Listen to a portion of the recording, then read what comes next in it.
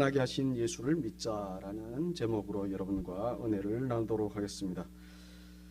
사람은요, 율법이 정한 죄에서 벗어나고 싶어하는 경향이 있습니다. 율법이 정한 죄에서 벗어나고 싶어하는 경향. 그래서 죄를 짓지 않으려고 하고 죄를 감추려 하고 죄의 대가를 받지 않으려고 하는 겁니다. 왜냐하면 사람은 선악과를 따먹고 그 본성이 하나님처럼 되었기 때문에 자기가 죄를 심판하면 했지 죄 때문에 심판받는 것을 아주 수치스럽게 여깁니다. 그래서 자기의 죄를 보면 깜짝 놀라요. 아, 내가 어쩌다 이렇게 됐지? 라고 하면서. 예전에 제가 어떤 잘못을 했습니다. 그러고는 아, 내가 왜 그랬지? 아니, 내가 그럴 수가 있나? 라고 하면서 그 잘못을 한 제 스스로에 대해 놀라고 또 후회했습니다. 그때 어떤 분이 그러는 저를 보면서 놀라지 마. 네가 원래 그런 사람이야. 라고 했습니다. 그때 또 놀랐습니다.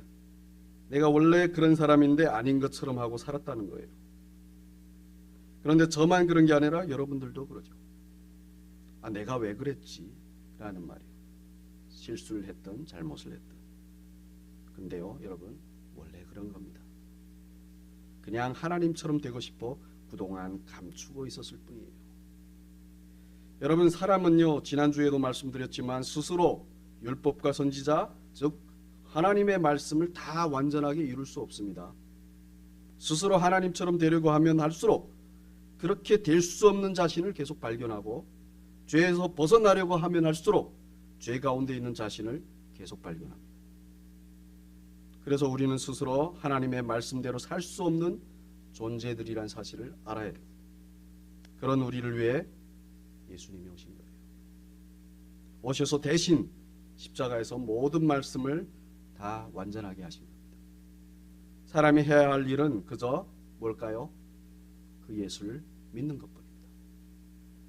그러나 이 사실에 동의하지 않는 사람들, 곧 사람은 말씀을 다 완전하게 할 수 있다고 생각하는 사람들은 이 말을 들으면 정말 기분 나빠할 겁니다. 왜냐하면 그들은 나름 다 완전하게 해보려고 열심히 했는데 그 모든 행위가 예수 믿는 것 외에는 가치 없는 것으로 부인당하기 때문에 기분 나쁜 거예요. 당연합니다. 내가 만들어내는 것은 죄뿐이구나. 나는 예수가 아니면 정말 멸망뿐이구나라는 사실을 모르고 믿으면 당연히 자신의 모든 것이 다 가치 없는 것으로 부인당하는 것을 좋아할 사람은 이 세상 어디에도 없습니다. 그런데요, 여러분, 기독교 신앙은 사실 예수를 믿는 것 외에 자기의 모든 것을 무가치함으로 부인당하는 신앙입니다. 이는 제가 말하는 것이 아니라 예수님이 하신 말씀이에요. 마태복음과 마가복음, 누가복음에서 예수님이 이렇게 말씀하셨습니다. 읽어드리겠습니다. 누구든지 나를 따라오려거든 자기를 부인하고 자기 십자가를 지고 나를 따를 것이니라. 사도 바울은 이 말씀을 갈라디아서 2장 20절에서 내가 그리스도와 함께 십자가에 못 박혔나니 그런즉 이제는 내가 사는 것이 아니요 오직 내 안에 그리스도께서 사시는 것이니라 라고 받아들였습니다. 사도 바울은 자기의 모든 것을 죽은 것으로 여기는 자기 부인을 했습니다. 그에게 살았다는 것은 오직 그 안에 계신 그리스도뿐이에요. 그런데 이것이 바로 기독교 신앙의 시작입니다. 이렇게 시작하지 않으면 베드로전서 2장에서 말씀하시는 산돌, 즉 생명의 돌이라고 하는 예수님은 오히려 걸려 넘어져 멸망하게 하는 걸림돌이 되는 거예요. 누구에게요? 누구에게 걸림돌이 될까요? 먼저는 율법을 지키는 자기들의 의의를 주장한 유대인들에게, 다음은 예수를 믿어도 거룩은 자기 자신에게 달렸다고 하는 기독교인들에게, 마지막은 도덕과 윤리로 깨끗해지려는 세상 사람들에게. 모두 하나님의 모든 말씀은 자기 자신이 스스로 완전하게 이루어야 한다는 신앙을 가진 부류들. 그런 사람들에게는 예수가 걸림돌이 돼요.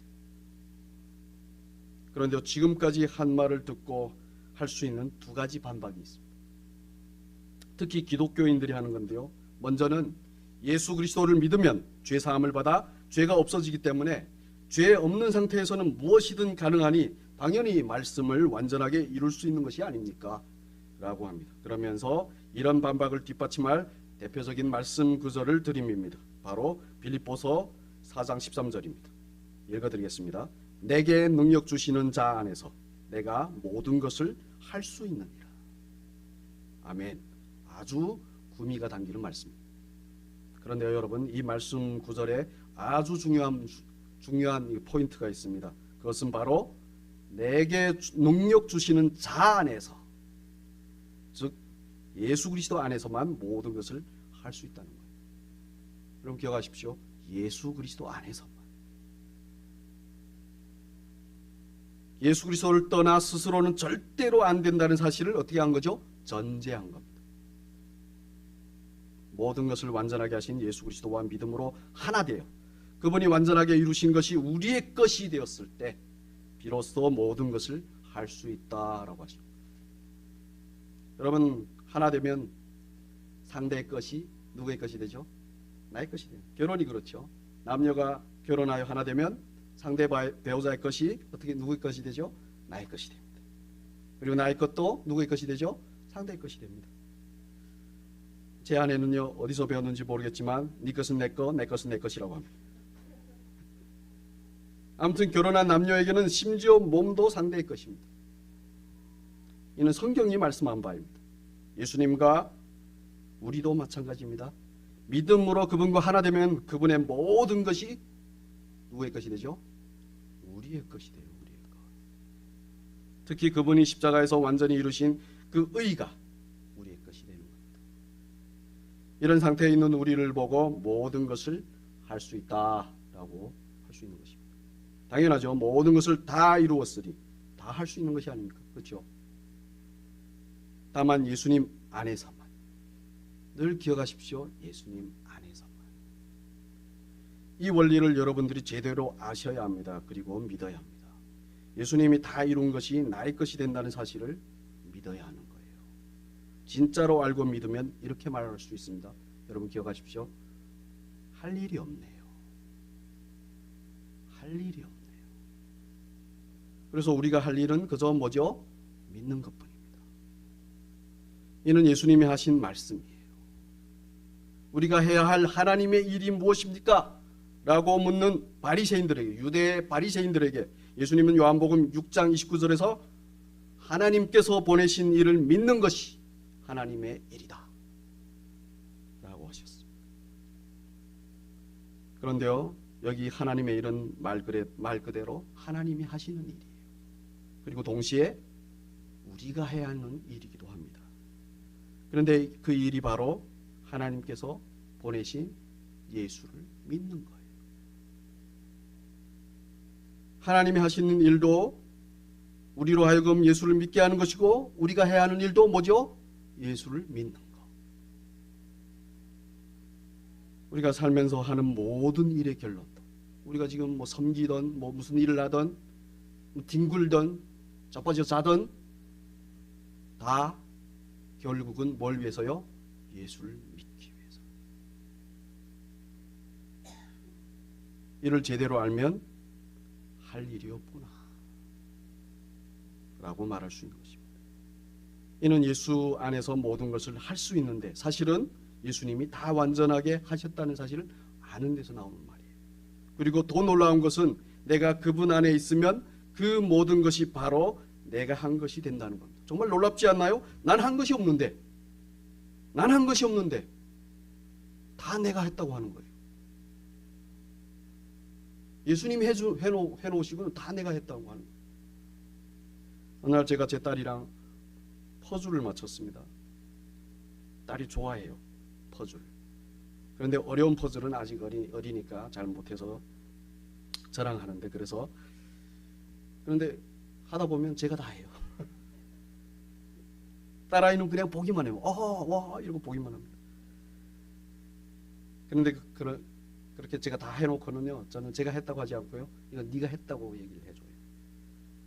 그런데 더 중요한 게 뭔지 아십니까? 제 딸도 자기가 다 한 걸로 받아들이더라고요. 여러분, 우리도 마찬가지입니다. 예수님 안에 있을 때 그분이 이룬 것이 다 우리의 것이 됩니다. 그분이 이룬 것이 우리가 이룬 것이 되는 거예요. 그러므로 우리는 그분 안에서 모든 것을 할 수 있는 거예요. 그러니 우리 모두 그렇게 믿길 바랍니다. 근데 여러분 기억하십시오. 누가 한 것을 우리가 한 것으로 한다고요? 예수님이 한 것을, 내가 한 것으로 하신다. 그래서 요한계시록에 보시면 장로들이 면류관을 받아요. 나중에 천국에 가서.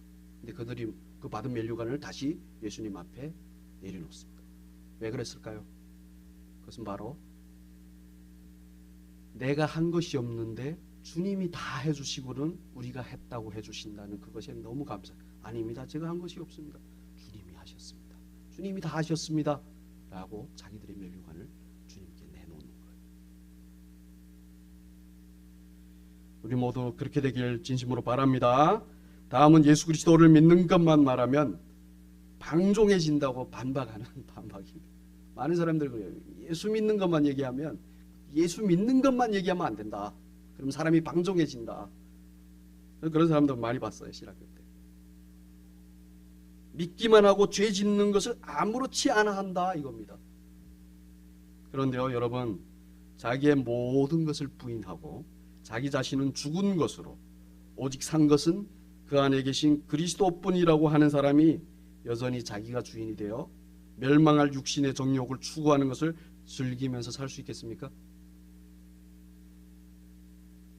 그리스도가 그 안에 있는 사람은 그분의 임재로 인해 죄에 대해, 특히 자기 죄에 대해 애통해하고 예수님의 의에 대해 기뻐하는 사람이에요.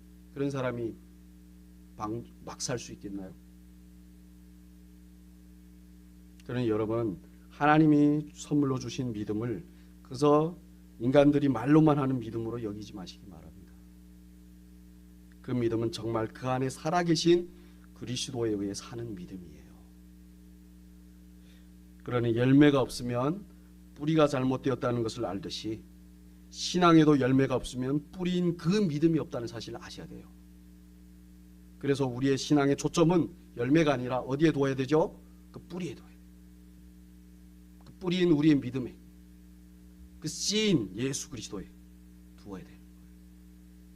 예수 그리스도를 믿는 것에 집중하다 보면, 그분을 아는 것에 집중하다 보면 열매는 신경 쓰지 않아도 자연히 맺힙니다. 근데 거꾸로 가고 있어. 다들 열매만 계속 신경을 쓰고 있어. 그 열매 없으면 막 욕하고, 본질이 뭔지를 모릅니다. 어디에다 집중해야 된다고요? 예수 믿는 것이, 예수님에게. 그러나 많은 사람들은 여전히 스스로 말씀을 지켜 의롭게 되려고 합니다. 예수만 믿어서는 안 된다고요. 예수만 믿어야 하는 것을 가소롭게까지 여깁니다. 예수를 믿어도 결국 자기의 모든 것을 완전하게 하는 것은 자기 스스로에게 달렸다고 해요. 근데 이거요, 우리도 은연중에 그러고 있어요. 우리가 안 그러는 것 같죠? 우리도 모르게 우리가 그러고 있어요. 그래서 뭐 하는지 아세요? 내가 말씀 제대로 지키지 못해서, 내가 말씀대로 못 살아서, 맨날 내가 이러고 있어요. 그런 사람들에게 예수님께서 오늘 본문부터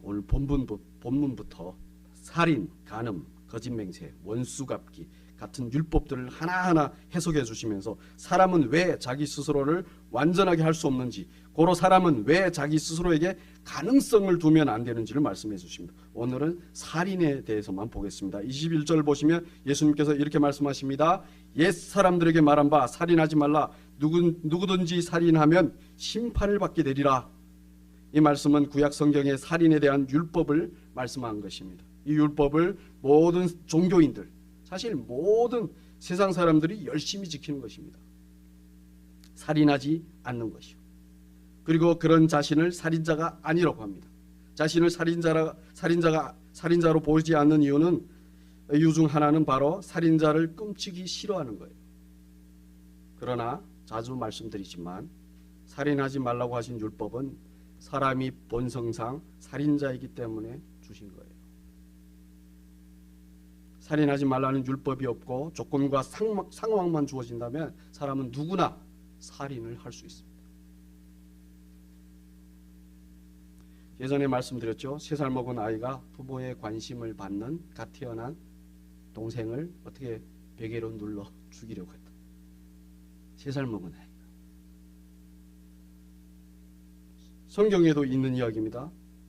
하나님이 자기 제사를 안 받는다고 동생을 돌로 쳐 죽인 가인의 이야기. 다 율법이 없을 때 행한 겁니다. 그러니까 죄가 있기 때문에 하나님이 그렇게 말씀하십니다. 살인하지 말라. 살인하니까.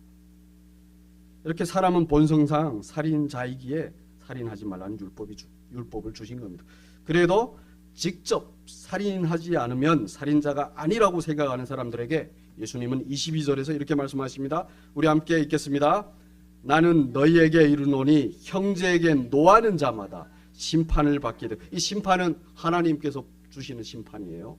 형제를 대하여 나가라 하는 자는 공회에 잡혀가게. 이 공회도 거룩한 성도들의 공회입니다. 하나님 나라의 그 공회. 그리고 미련한 놈이라 하는 자는 지옥불에 들어가게 되리라.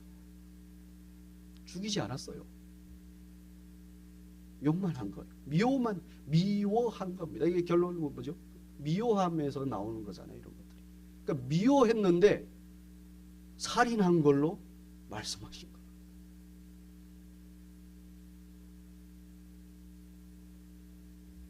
미워했는데 살인한 사람이 받는 심판을 받는다고 하신 거예요. 그런데 문제는 사람 중에 조금이라도 다른 사람을 미워하지 않은 사람이 있나요? 우리 중에 있나요? 이 세상 사람 중에 누가 있을까요? 미워하지 않는 사람 없습니다. 예전에 미워했는데 지금은 안 합니다. 네, 예전에 미워한 것도 미워한 것입니다. 지금 미워하지 않는 것이 예전에 미워한 것을 무마할 수는 없습니다. 예전에 미워한 것에 대한 대가 지불을 해야 합니다. 미워하는 것이 살인이라고 하셨으니 살인은 목숨을 앗는 거잖아요. 목숨의 대가는 바로 뭐죠? 목숨이에요. 살인했으면 죽임을 당하는 심판을 받아야 되는 것입니다. 다른 사람을 미워한 것에 대한 대가를 하나님으로부터 미움을 받는 것으로 받아야 돼요. 하나님으로부터 미움을 받는 것으로 지불해야 돼요. 그런데 사람이 하나님의 미움을 감당할 수 있겠습니까? 없습니다. 하나님의 미움은 곧 멸망이고 지옥이에요. 그런데 어떻게 합니까? 사람은 미워하지 않을 수가 없어요. 어찌되든 미워해요.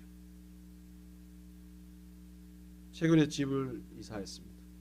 근데 집을 이사하면서 미워한 사람이 2사람이 있다 했어요. 먼저는 에어컨 설치 기사입니다.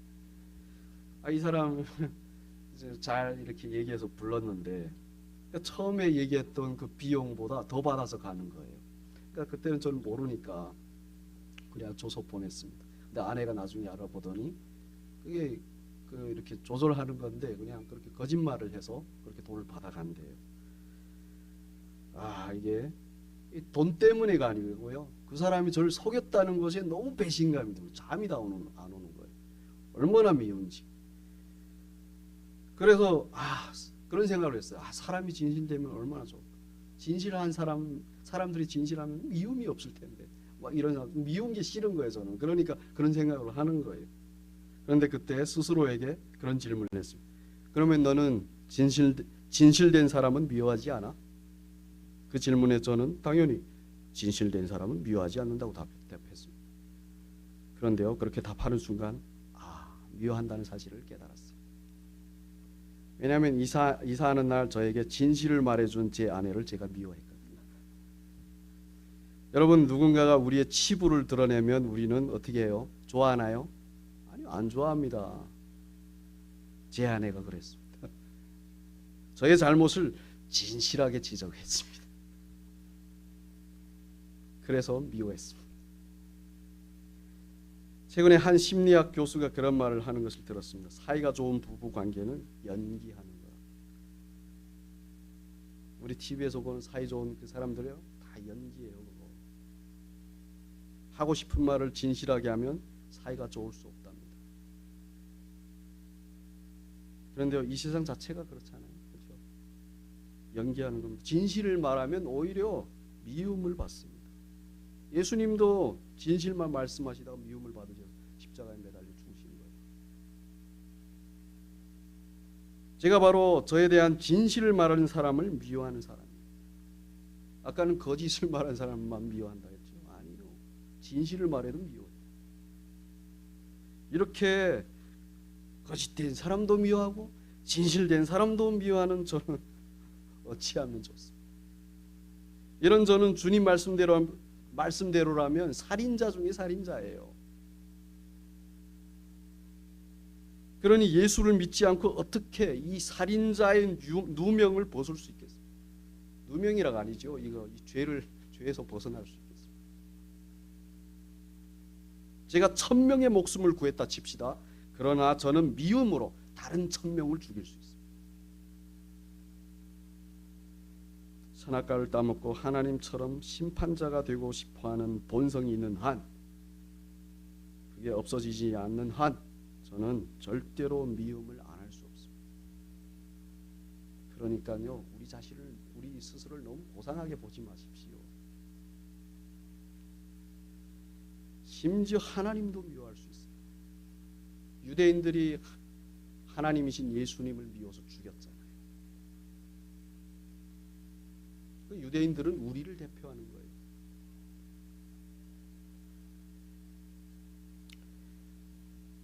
그러면 어떻게 하면 좋습니까? 오늘 23절과 24절 말씀에서는 다른 사람을 미워하여 원망할 일이 있으면 하나님께 예물도 드리지 말라고 하십니다. 반드시 먼저 그 사람과 화목하고 나서 드리라고 하십니다. 미워하는 상태로는 하나님을 만날 수도 없다는 거예요. 예배조차도 드릴 수 없다는 거예요. 왜냐하면 사람은 하나님의 형상대로 창조되었기 때문에 미워하면 그것은 누굴 미워하는 거죠? 하나님을 미워하는 것과 마찬가지이기 때문에 하나님을 만날 수 없다고 하시는 거예요. 그래서 그런 우리는 예수님만 어떻게 되어야 할까요? 믿어야 하는 겁니다. 우리는 늘 살인자로 낙인이 찍힐 거예요. 우리의 그 미워하는 본성 때문에. 그런 걸 가지고 어떻게 우리가 스스로 하나님의 말씀을 다 완성할 수 있다고 얘기하겠습니까? 못해요. 그래서 예수를 믿어야 되는 거예요. 특히 믿는다고 하는 사람들, 교회 많이 오래 다니고 그런 사람들 물으면 예수를 믿는다고 해요. 그런데 이 사실을 잘 몰라요. 이거 마치 이런 겁니다. 결혼을 했는데요, 배우자의 이름만 알아요. 그리고는 몰라요. 아무것도 몰라요. 관심도 없어요. 뭘 좋아하는지, 뭘 원하는지, 어디가 아픈지 아무것도 몰라요. 그리고는 사랑한다고 해요. 믿는다. 그래서 우리는 예수를 믿어야 됩니다. 믿음으로 그런 우리를 어디로 밀어넣어야 되는지 아십니까? 그 모든 것을 완성하신 예수 안으로 밀어넣어야 되는 거예요. 계속 알므로, 믿음으로, 알므로 계속해서 반복해서 밀어넣어야 되는 거예요. 그렇지 않으면 우리는 가망이 없습니다. 난 예수를 믿는데, 사형리 한번 듣고 예 믿습니다 고백하고 그걸로 믿는다고 하지 마십시오.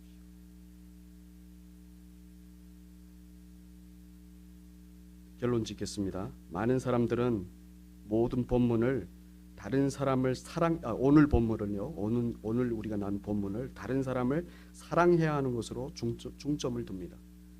그러나 마태복음의 전체 맥락에서 보면, 그리고 요 산상수훈의 맥락에서 보면 사실 그것보다는 먼저 미워함으로 살인자로 있는, 절대로 우리 스스로 다른 사람을 사랑할 수 없는 우리 자신에 대해서 말씀하시는 말씀입니다.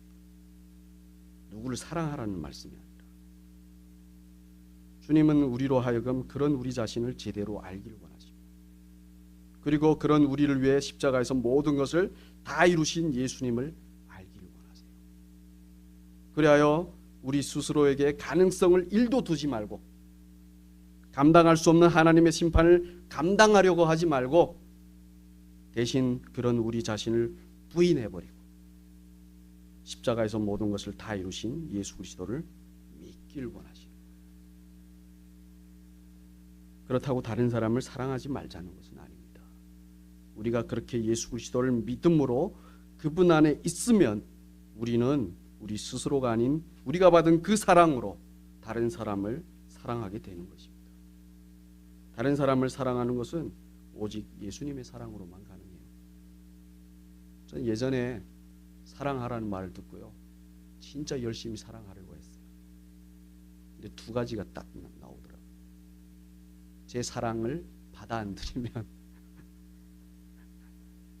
죽이고 싶을 정도로 밉더라고요. 두 번째는 영원히 할 수 없다. 사랑을 해도 나의 성취감이에요. 그게 뭐 어떤 그 사람의 그거에 대해서는 아무 상관없는. 오직 누구의 사랑으로 사랑해야 된다고요? 예수 그리스도.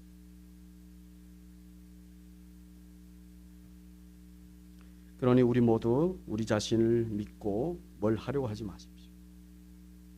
우리 자신을 부인하고 우리를 위해 모든 것을 완전하게 하신 예수 그리스도를 믿길 바랍니다. 얼마 전에 제가 어떤 자매님이랑 상담을 하는데 이 자매님, 그래도 내가 말해야지, 그래도 내가 해야지. 누구에게 맡겨야 되죠? 주님께 맡기고. 그런 나를 부인해야 돼요. 내가 해야겠다는 걸 부인하고 주님께 맡기고, 주님 하십시오. 주님이 하십시오. 그리고 그분 안에서 그분이 우리를 사랑하신 그 사랑으로 다른 사람을 사랑하길 바랍니다. 사랑하시면 됩니다. 우리의 미움으로 사람을 죽이는 것이 아닌 주님의 사랑으로 사람을 살리는 저와 여러분이 되시길 진심으로 축복합니다. 찬양하겠습니다. 예수는 나의 힘이요